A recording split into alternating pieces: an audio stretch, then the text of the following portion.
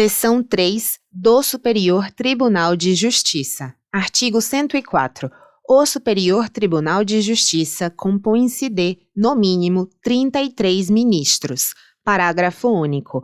Os ministros do Superior Tribunal de Justiça serão nomeados pelo Presidente da República, dentre brasileiros com mais de 35 e menos de 70 anos de idade, de notável saber jurídico e reputação ilibada, depois de aprovada a escolha pela maioria absoluta do Senado Federal, sendo, inciso 1, 1/3 dentre juízes dos tribunais regionais federais e 1/3 dentre desembargadores dos tribunais de justiça, indicados em lista tríplice elaborada pelo próprio tribunal.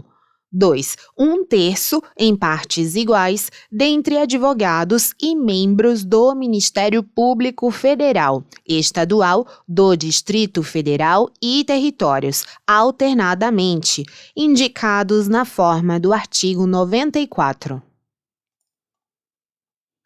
Artigo 105. Compete ao Superior Tribunal de Justiça, inciso 1, processar e julgar originariamente, alínea A, nos crimes comuns, os governadores dos estados e do Distrito Federal e, nestes e nos de responsabilidade, os desembargadores dos tribunais de justiça dos estados e do Distrito Federal, os membros dos tribunais de contas dos estados e do Distrito Federal, os dos tribunais regionais federais, dos tribunais regionais eleitorais e do trabalho, os membros dos conselhos ou tribunais de contas dos municípios e os do Ministério Público da União que oficiem perante tribunais. B. Os mandados de segurança e os habeas data contra ato de ministro de Estado, dos comandantes da Marinha, do Exército e da Aeronáutica ou do próprio tribunal.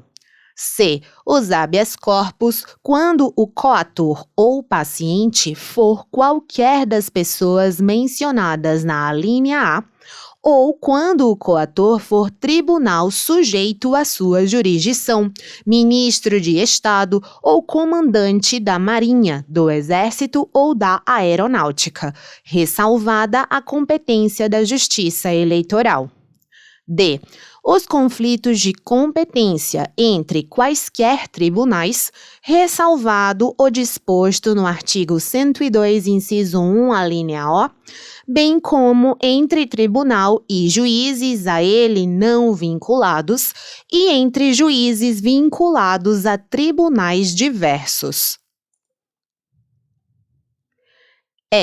As revisões criminais e as ações rescisórias de seus julgados. F. A reclamação para a preservação de sua competência e garantia da autoridade de suas decisões. G. Os conflitos de atribuições entre autoridades administrativas e judiciárias da União, ou entre autoridades judiciárias de um Estado e administrativas de outro ou do Distrito Federal, ou entre as deste e da União. H. O mandado de injunção, quando a elaboração da norma regulamentadora for atribuição de órgão, entidade ou autoridade federal da administração direta ou indireta, excetuados os casos de competência do Supremo Tribunal Federal e dos órgãos da Justiça Militar, da Justiça Eleitoral, da Justiça do Trabalho e da Justiça Federal. I. A homologação de sentenças estrangeiras e a concessão de exequatur às cartas rogatórias. J.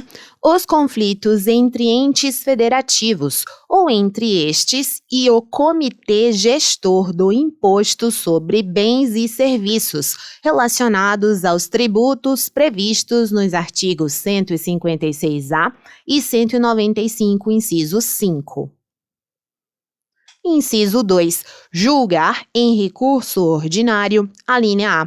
Os habeas corpus decididos em única ou última instância pelos tribunais regionais federais ou pelos tribunais dos estados, do Distrito Federal e territórios, quando a decisão for denegatória. B. Os mandados de segurança decididos em única instância pelos tribunais regionais federais ou pelos tribunais dos estados, do Distrito Federal e territórios, quando denegatória a decisão. C. As causas em que forem partes Estado estrangeiro ou organismo internacional, de um lado, e, do outro, município ou pessoa residente ou domiciliada no país. Inciso 3. Julgar em recurso especial as causas decididas em única ou última instância pelos tribunais regionais federais ou pelos tribunais dos estados, do Distrito Federal e territórios, quando a decisão recorrida, alínea A, contrariar tratado ou lei federal ou negar-lhes vigência. B. Julgar válido ato de governo local contestado em face de lei federal. C. Der à lei federal interpretação divergente da que lhe haja atribuído outro tribunal.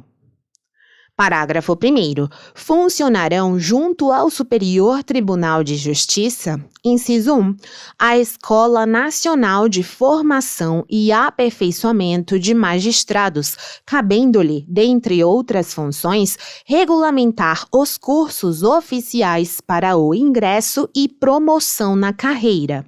2. O Conselho da Justiça Federal, cabendo-lhe exercer, na forma da lei, a supervisão administrativa e orçamentária da Justiça Federal de primeiro e segundo graus, como órgão central do sistema e com poderes correicionais, cujas decisões terão caráter vinculante. Parágrafo 2º. No recurso especial, o recorrente deve demonstrar a relevância das questões de direito federal infraconstitucional discutidas no caso, nos termos da lei, a fim de que a admissão do recurso seja examinada pelo tribunal, o qual somente pode dele não conhecer com base nesse motivo pela manifestação de 2/3 dos membros do órgão competente para o julgamento. Parágrafo 3º. Haverá a relevância de que trata o parágrafo 2º deste artigo nos seguintes casos. Inciso 1. Ações penais. 2. Ações de improbidade administrativa. 3. Ações cujo valor da causa ultrapasse 500 salários mínimos. 4. Ações que possam gerar inelegibilidade.